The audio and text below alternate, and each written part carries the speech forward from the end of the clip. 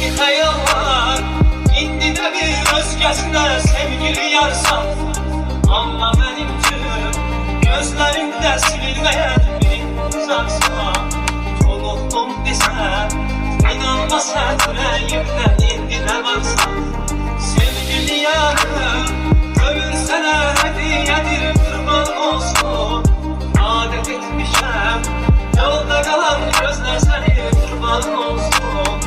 Aşka koştum, yarına bendine tizran olsun. Bir hayal var, indi de bir özgesine sevgili yarsan.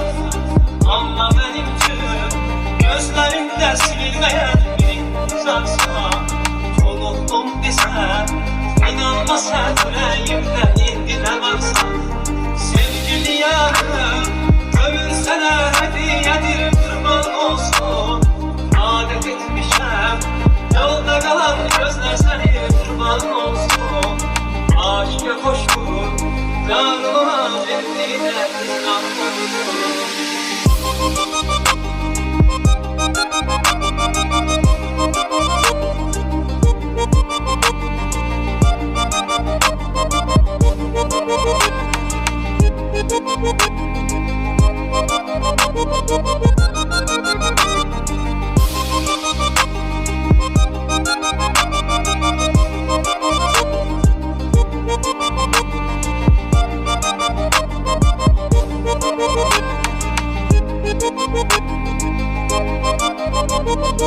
Thank you.